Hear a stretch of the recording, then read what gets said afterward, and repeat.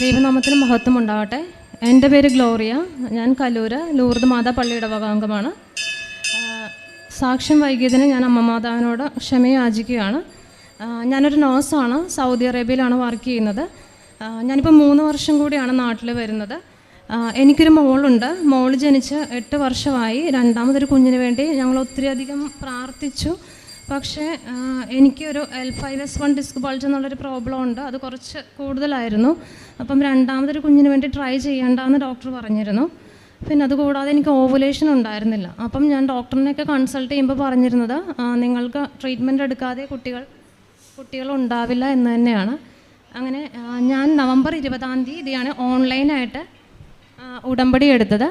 Online ഉടമ്പടി എടുത്തപ്പം ഞാൻ മാതാവിനോട് പ്രാർത്ഥിച്ചത് ഒരു കാര്യമാണ്, എനിക്കൊരു കുഞ്ഞിനെ വേണം, രണ്ടാമതായിട്ടൊരു കുഞ്ഞിനെ വേണം എന്നായിരുന്നു.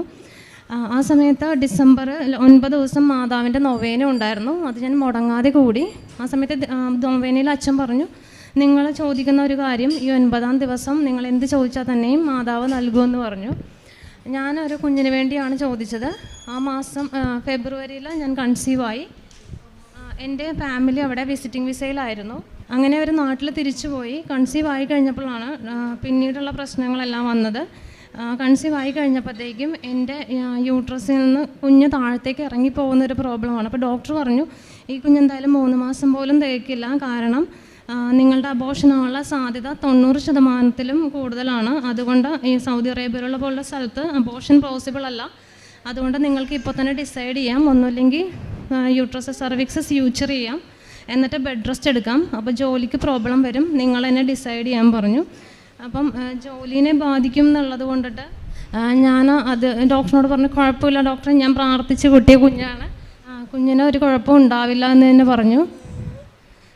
അങ്ങനെ ഞാൻ മുൻപോട്ട് പോയി. 1.5 മാസത്തിനിടയ്ക്ക് എനിക്ക് 9 പ്രാവശ്യം ഒരു സ്കാനിങ് ചെയ്തു. ഓരോ പ്രാവശ്യത്തെ സെർവിക്കൽ ലെങ്ത്തും ഞാൻ ഓരോ സ്കാനിങ്ങിന് പോകുമ്പോഴും എൻ്റെ റൂംമേറ്റിൻ്റെ കയ്യിൽ നിന്ന് ഞാൻ ഉടമ്പടി ഉപ്പ് മേടിച്ച് അത് കഴിച്ചിട്ടാണ് പോകുന്നത്. അപ്പം ഓരോ സ്കാനിങ്ങിലും സെർവിക്സിൻ്റെ ലെങ്ത്ത് കൂടി വന്നു. അങ്ങനെ 5 മന്ത് ആയപ്പോഴത്തേക്കും ഡോക്ടർ പറഞ്ഞു, അപ്പോഴും ഡോക്ടറിനൊരു സംശയമായിരുന്നു. ഡോക്ടർ പറഞ്ഞു, എനിക്ക് ഉറപ്പില്ല, അവരൊരു ഈജിപ്ഷ്യനാണ്, അപ്പോൾ എനിക്ക് ഉറപ്പില്ല, നിൻ്റെ ഇത് അബോർഷനാവാനുള്ള ചാൻസ് കൂടുതലാണ്, അതുകൊണ്ട് നീ എനിക്ക് എന്തെങ്കിലും സംഭവിച്ചു കഴിഞ്ഞാൽ അവർക്കത് പ്രോബ്ലം ആവും, അതുകൊണ്ട് നീ എനിക്ക് കൺസെൻറ്റ് സൈൻ ചെയ്ത് തരണം, അതായത് നീ റെഫ്യൂസ് ചെയ്തിട്ടാണ് എൻസർക്ലേജ് ചെയ്യാത്തതെന്നുള്ളതിന്. അപ്പം ഞാൻ പറഞ്ഞു, ഞാൻ വിശ്വസിക്കുന്ന ഒരു ദൈവമുണ്ട്, അതുകൊണ്ട് ഞാൻ ധൈര്യമായിട്ട് തന്നെ കൺസെൻറ്റ് സൈൻ ചെയ്ത് കൊടുത്തു. എൻ്റെ ഫാമിലി ഒന്നും അവിടെ ഇല്ലാതിരിക്കെ തന്നെ ഞാൻ ആരോടും അഭിപ്രായമൊന്നും ചോദിച്ചില്ല. കൃപാസനം മാതാവിനെ മുറുകെ പിടിച്ച് ഞാൻ കൺസെൻറ്റ് സൈൻ ചെയ്തു. 8-ാം മാസത്തിൽ ഞാൻ പ്രീ ടൈമായിട്ട് ഡെലിവറി ആയി. സെയിം ഡേറ്റിൽ തന്നെ മൂത്ത മോളുടെ സെപ്റ്റംബർ 9-ാം തീയതി തന്നെ ഡെലിവറി ആയി, നോർമൽ ഡെലിവറി. ആ സമയത്തും ഡോക്ടർ അവൈലബിൾ ഉണ്ടായിരുന്നില്ല. എനിക്ക് പെയിൻ വന്ന സമയത്ത് എനിക്ക് പോലും അറിയാൻ പാടില്ലാത്ത രീതിയിൽ തന്നെ എനിക്ക് വേണ്ടിയിട്ട് മാതാവ് നിശ്ചയിച്ച പോലെ എൻ്റെ ഒരു ഫ്രണ്ട്, ചേച്ചി ലേബർ റൂമിൽ ആ സമയത്ത്, ചേച്ചി ശരിക്കും പറഞ്ഞാൽ വെക്കേഷൻ പോകാനിരുന്നതാണ്.